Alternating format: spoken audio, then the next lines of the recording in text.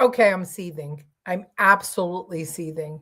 I was just literally reading a CBS news story that was on social media that about some kids on school buses getting hysterical because there was an ICE operation somewhere near the bus stop.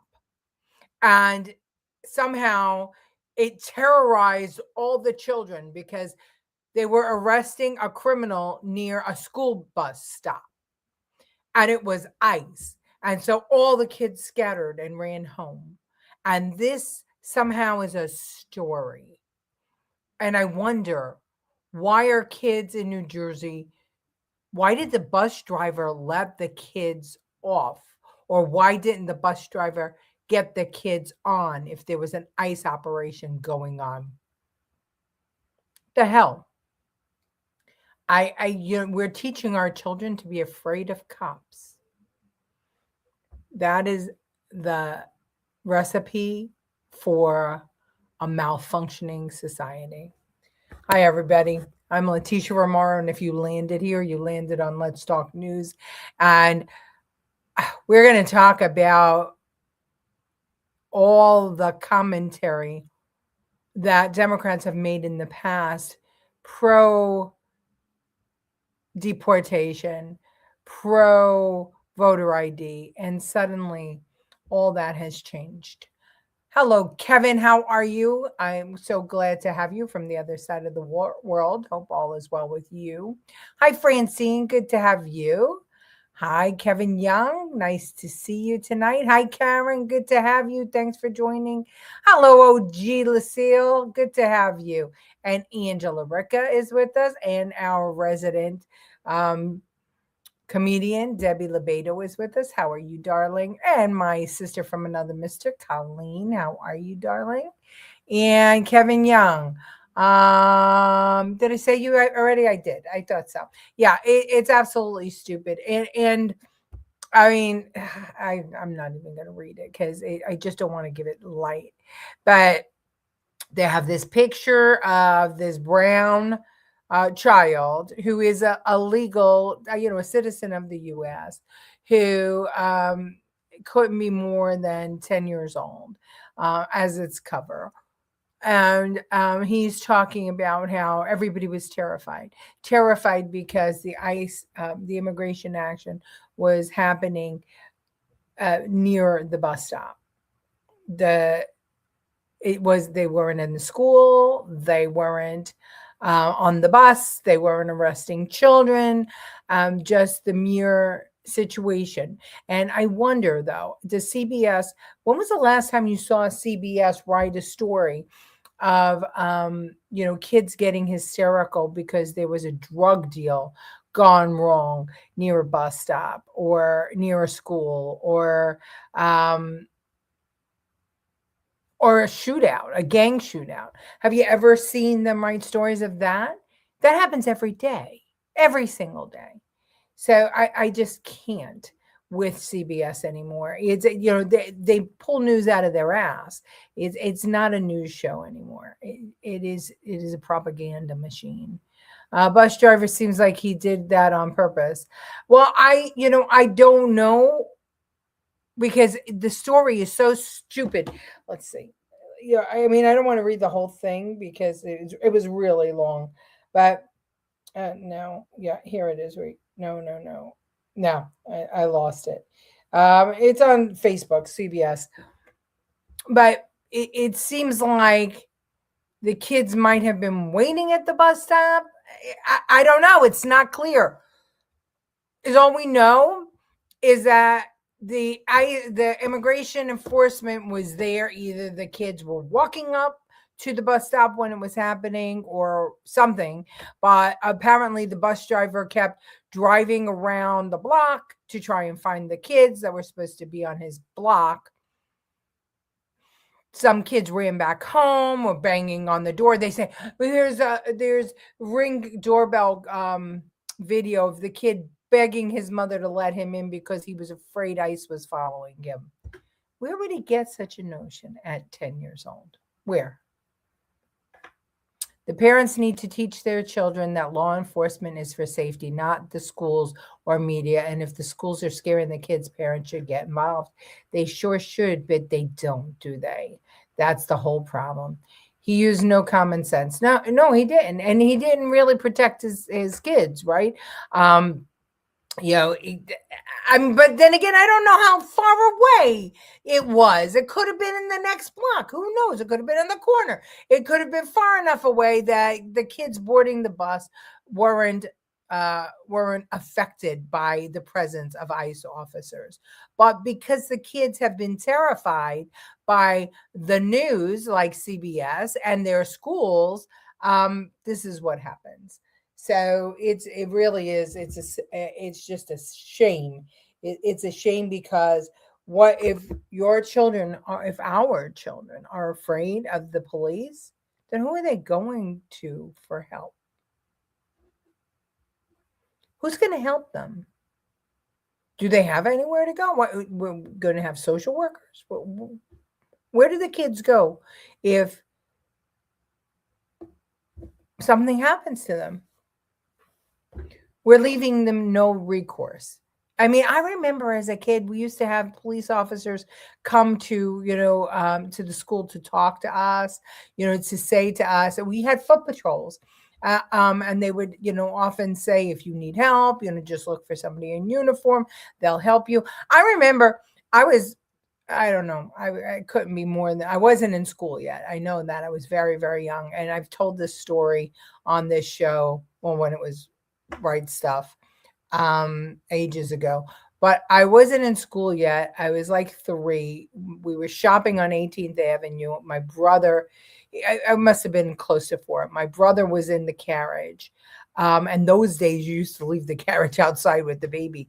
And we went to a toy store and we were walking with my aunt and my cousins. And we went inside and I was enamored with a doll. And everybody left the toy store, but I didn't realize they left. And so my mother walked along and forgot me at the toy store. So when I came out, I didn't know where anybody was. And there was a police officer and I asked him for help. And, he asked me, what my mother's name was. And of course, I remember answering mommy. I was able to describe the carriage, which helped him find her because they would leave the carriage outside the store. And sure enough, he found my mother and he brought me back to safety. And I'll never forget that. And that was how we were taught. Now these kids are hysterical running away from police officers. It breaks my heart. When I was 10, I was happy to meet a cop or a fireman. Yeah, it was so exciting, right? In their uniforms and the fire department. I remember we would have block parties in Brooklyn and the fire trucks would come and they'd, take us up in the bucket truck. Yeah. What happened to those days? Again, our problem is parents. Kids' first line is parents. Yeah, well, now, the schools are becoming the parents, right? That's the problem, Lucille. And you're absolutely right. Parents are giving over their responsibility to the schools. And look at what's going on. Look at what we're raising. Hello, Andrew Dorman. Since when do kids watch the news? Yeah, well, that's true, right? I mean, we never watched the news. So how are they learning this? How are they learning this? That's really, really, really, really good point, Kevin. Really good point. So either their parents are telling them to be afraid of ICE or the school is telling them to be afraid of ICE, or this whole thing is bullshit. One or the other, but leave it to CBS, right? Of all the places, CBS. If it was military or ICE, I probably would have been proud to see them. Cops, military, and firemen were heroes. They always were. It was exciting, not scary. Yep. TikTok. Yeah. I mean, but this kid was pretty young. Let's see if I could find it. Hold on a second. Talk amongst yourself. I really like the telephone man because he had the colored wire to make jewelry. Oh, yeah. You remember that? The wires that you used to wind them up. They were great. They were great. All right. I'm going to see if I can find the story. CBS News. ICE action terrifies children near bus stop. Let's see. Yep, here we go. Here it is. Here it is. Here it is. This is, yeah, fucking believable. All right, I'm going to share the screen. I can't even. I just can't even. Okay, here we go. Oh, crap. I would say, let's see. It's we've got to wait for that to play. The other one was a story. But let's see. Just give it a minute, and we'll watch the commercial along with them, and then we'll see the news items. I hope. Okay, there we go. We turn now to South Jersey. The new images coming in of another controversial ICE raid. Kids running scared from a school bus stop as ICE operates nearby. What happened? Who was the target? Tom Hansen is looking into it. Surveillance footage shows the moment dozens of elementary school students ran through a South Jersey apartment complex as an ICE operation began Thursday morning. The Lindenwold School District says 4th and 5th graders were waiting at their bus stop when ICE agents sparked fear and confusion. Like somebody saw them come out of the car. 10-year-old Dylan, a U.S. citizen, told us it was a normal day until classmates started yelling ICE. Out of nowhere, like people would just start running, saying that ICE is over there, and like everybody was running, and like we all were scared. Dylan describes a chaotic scene. He told us agents started following him as he ran home. In this home security video, Dylan is frantically banging on the door, pleading for his mom to let him in.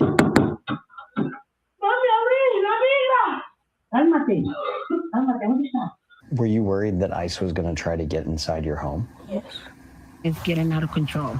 Maria, a U.S. citizen whose children attend the local school, has lived in the area for more than a decade. She says this incident follows increased ICE activity in the neighborhood. There's a lot of kids right now that are traumatized. They don't want to go to school. Do you feel safe walking outside? Not really. No. Raise your hand if you know someone who is scared that they might lose their parents to authorities. How does it make you feel knowing that some of your friends are so worried for their own families? It makes me upset.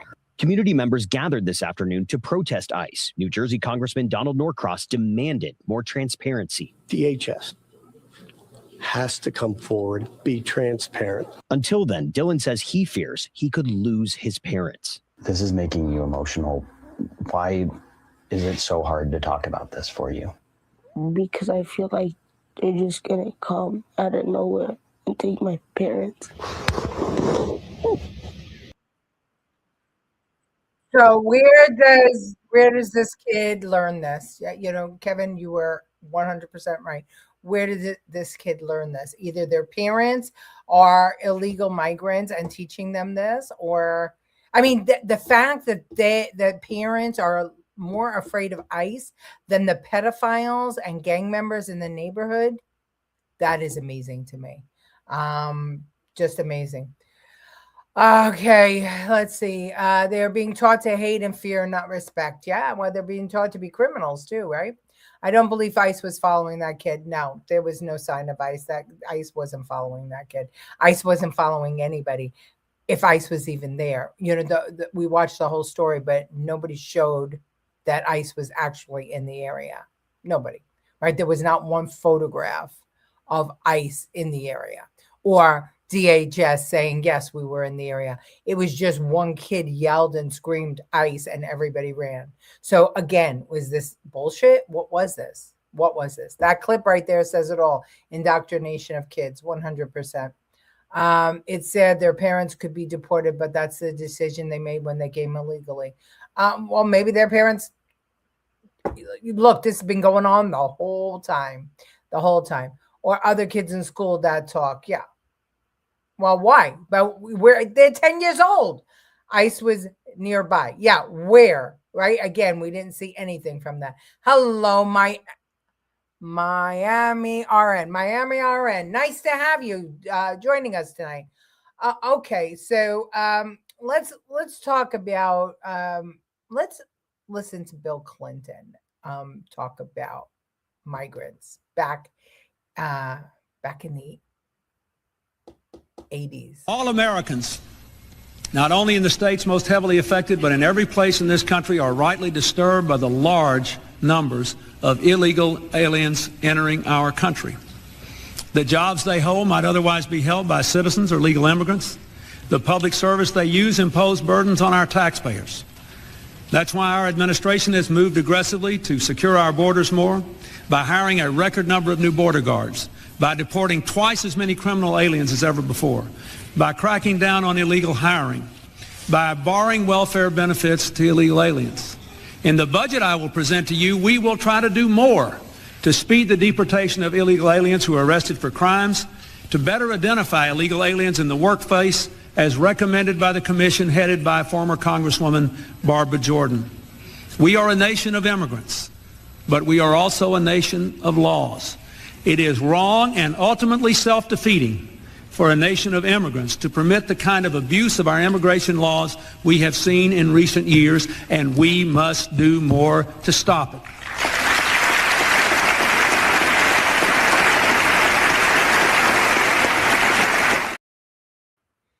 Did you notice both sides of the aisle stood up for that speech? That was amazing to me. That's when Congress actually did shit. Unbelievable. Sounded like he was deporting people, right? That's what it sounded like to me. I don't remember protests in the street over that. Grammar school kids should be talking about superheroes and video games and cartoons. You would think so. But we have made these children adults at this age. It's scary. Excuse not to go to school. Yep, possibly. The Democrats were ventriloquists because it's a different story now. Yeah. And Clinton wasn't the only one. Listen to Barack Obama. We'll build on our progress at the border with additional resources for our law enforcement personnel so that they can stem the flow of illegal crossings and speed the return of those who do cross over. Second, I'll make it easier and faster for high-skilled immigrants, graduates, and entrepreneurs to stay and contribute to our economy, as so many business leaders have proposed. Third, we'll take steps to deal responsibly with the millions of undocumented immigrants who already live in our country. I want to say more about this third issue because it generates the most passion and controversy. Even as we are a nation of immigrants, we're also a nation of laws. Undocumented workers broke our immigration laws, and I believe that they must be held accountable, especially those who may be dangerous. That's why over the past 6 years, deportations of criminals are up 80%. And that's why we're going to keep focusing enforcement resources on actual threats to our security. Felons, not families. Criminals, not children. Gang members, not a mom who's working hard to provide for her kids. We'll prioritize, just like law enforcement does every day. But even as we focus on deporting criminals, the fact is millions of immigrants in every state, of every race and nationality, still live here illegally.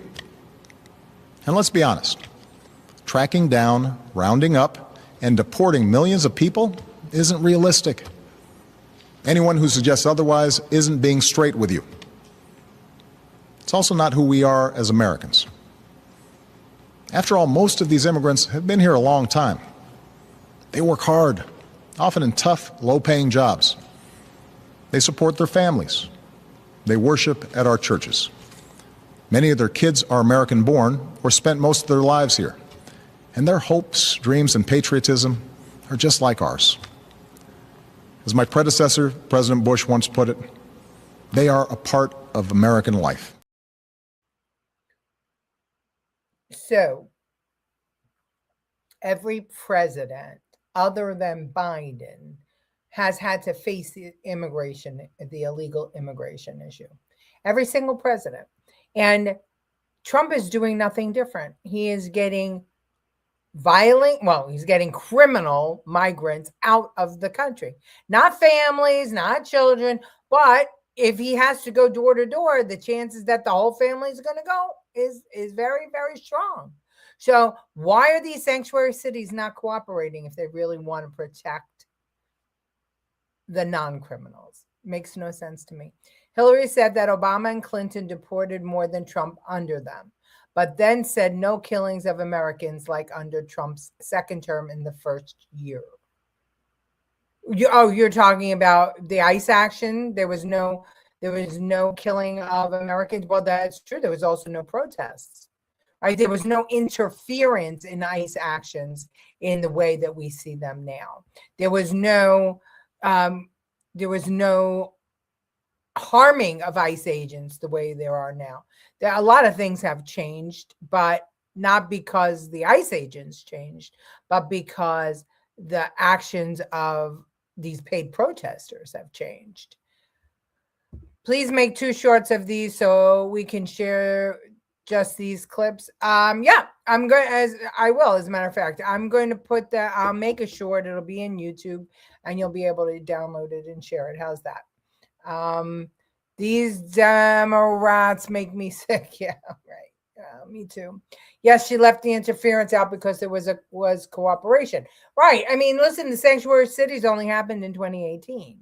Right. Before that, there were no such thing as sanctuary cities. It's crazy. It's absolutely crazy. All right. So, and let's hear Chuck Schumer on voter fraud by migrants. This is a good one. This one. Let's admit the truth. Everywhere people go, they're asked for a Social Security card. In fact, one way to prove you're a bona fide person who can have a job is to ask for a driver's license and a Social Security card. This is an anti-fraud amendment. All over where we go, people say, well, why can't you stop illegal immigrants or others from coming here? And the number one answer we give our constituents is when they come here, they can get jobs, get benefits against the law because of fraud. How's that? The hell? What happened? What changed, Chucky? What changed? You want to pick on women? Oh, women will be disenfranchised. No, maybe Democrat women because they're too stupid to figure things out. But Republican women won't be. They will continue to interfere and protest anything Trump does. Yes, they will. Yep. Okay. Chuck Schumer has someone's hand up his back, or I should say his ass, to talk shit all the time. It's really just, though, they think these videos don't exist. I mean, how stupid are they? How stupid are the American people that buy their bullshit? This is why we've got to get this shit out there. We just have to. We have to keep on, keeping on. We got to get it out there. We need to get that out everywhere. Yes, exactly. That's the plan. That's why I do the shorts on the YouTube and I do them on Facebook, and I do them everywhere. Hopefully they get around and people see them and then they can be shared. But that's what we have to do. We have to remind people that this has been Trump. What Trump is doing is exactly what has been done under every single president except for Biden. Because Biden was the one who let them in. Because Biden was asleep and it was really other people who were running our country. Our country was hijacked for 4 years. We all recognize that, right? It was hijacked, stolen, and undermined for 4 years. So how is it that when Trump does it, it's different than when they do it? He's doing it in the same exact way. Same exact way, nothing different. Those should be Trump's adverts. Yeah, it should. Absolutely. I have little accounts. Mine, 10, 15,000 people. I don't have a lot of people. These should be on the million. Elon Musk should be playing these things. Yeah, that's where it should be. And that you're right. It should be his advertisements. And somebody should pay for those to go out right now. Just one after the other. Because, the thing is, they're all short clips. So they can make a 30-second commercial. They're so dumb that today one told the conservatives lost the Civil War because they were the Southerners because Trump supporters have a Confederate flag. What?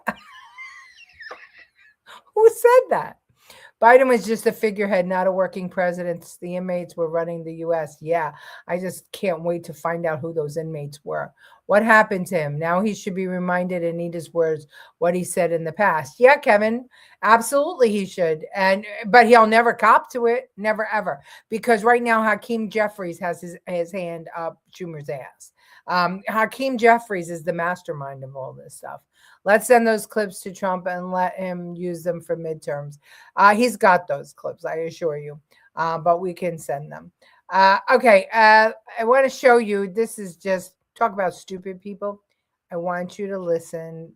Did we show this the other night? I don't know. If I did, it's worth saying it again. In Michigan's 3rd district alone, 160,000 women could find themselves unable to register simply because when they got married, they didn't change both their ID and their birth certificate. 160,000 women in my district alone. So only the women in her district can change their birth certificate.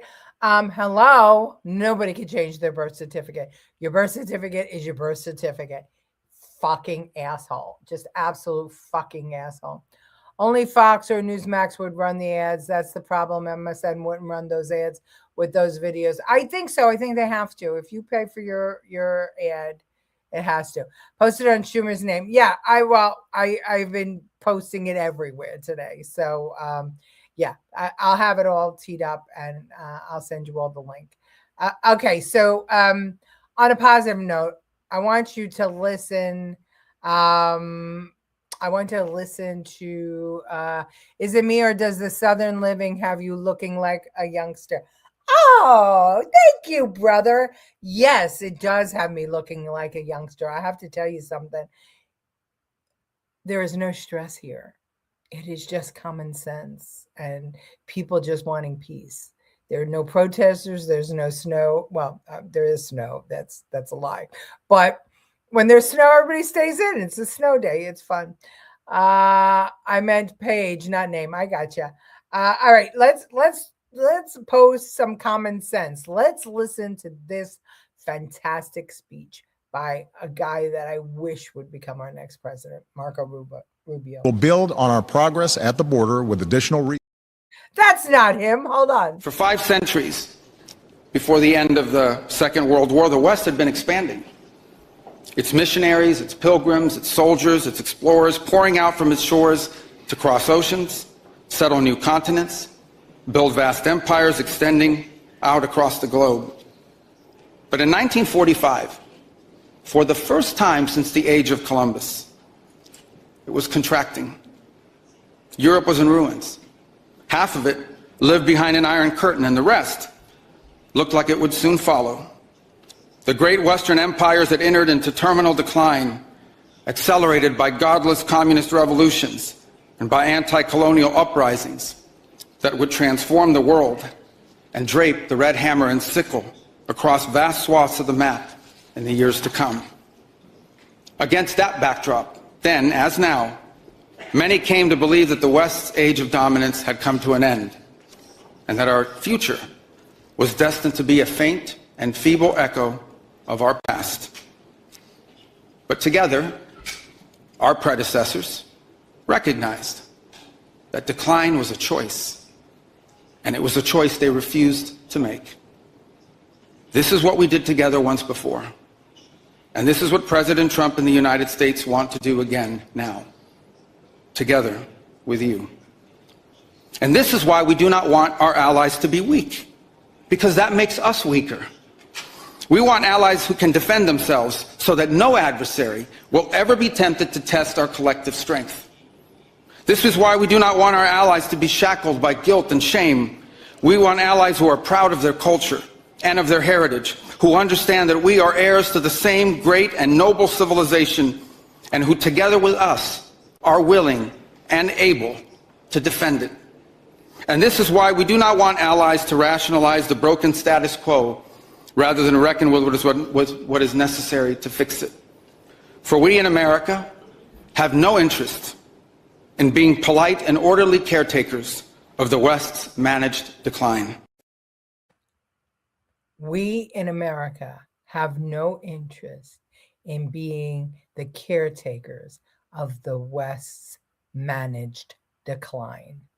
That line is remarkable because if you look at what's going on in the UK, if you look at what's going on in Denmark and Sweden, Switzerland, if you look at what's happening in France with this migration, which we've talked about 1,000 times, all these migrants started coming from everywhere, Muslim migrants from everywhere to all of these Western countries, and they opened their doors at Canada.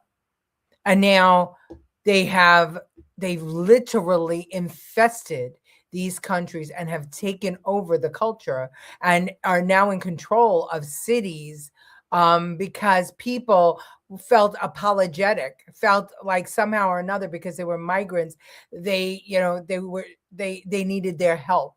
And so they got rid of their own pride and their own culture and their own nation and decided to hand over their nation to migrants who don't want their nation. They want to spread Sharia law. They want the nations that they claim to have escaped, right? They needed protection from, these governments that they needed protection from, they've established in other countries and have taken the people whose country it is and kind of kick them to the curb. Now, some might say that that's what happened in America, right? When the English and the Dutch came over and displaced the natives, maybe that happens all the time. Maybe that happens. It does happen all the time, right? I mean, England conquered lots of places. The Romans conquered, the Vikings conquered, and they changed things. But more, when the Vikings conquered France and England, they became French and English. And, even when they came to America, they took on the customs of the natives when they were here, Eric the Red. So how is it that migrants from other countries are coming to our shores and to the Western shores and changing the way they operate? Because the people being made to feel shame are handing their country. They have no national pride anymore. Well, I got to say something. I'm a proud American, and I'll be dead before I allow anyone to take over this country and try and change it, because this is the greatest country that there is, better than any country that there is standing in this world today. Let's see. Oh, well, thank you for the compliments. Tony, that is my favorite town. If I didn't live here, I'd be living in Georgetown. I don't want a house though, and they don't have condos there. But absolutely, I love that town. Great history in that town. Great history. Yeah. The next president, Marco Rubio. Absolutely. I love him. I just don't know. He's not tall enough to be president, I think. I think that's going to be a problem for him. I think it's going to wind up being Vance, because it's usually the tall guys that get elected. I do like and respect him. Yeah, me too.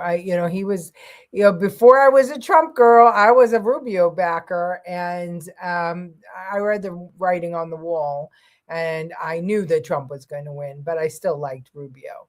Allies have to be on the same page as the U.S. or they are not allies, period. That's absolutely right.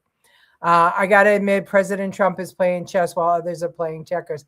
It's the truth. And I know, Tony, how hard that is for you to admit. Listen, a lot of us New Yorkers don't love Donald Trump. I love President Trump, but I don't love Donald Trump. You know what I mean? He was never my favorite guy. He was always braggadocious. And I'm not going to say he wasn't kind. He always was. He's always transactional. I've had my fights with him. Well, one to his face, most of them behind his back. But I love President Trump. So I like how he conducts business. I like how he conducts the business of the country. And I don't mind the cringy stuff, because at this moment we need people to scare the shit out of everybody else, and he does that. So I know how hard that is for you, Tony. We're in the same boat about his personality. My friend's daughter was just in London and said it was beautiful and clean, and she loved it. She said Paris was dirty and smelly. My niece and brother are in Paris now.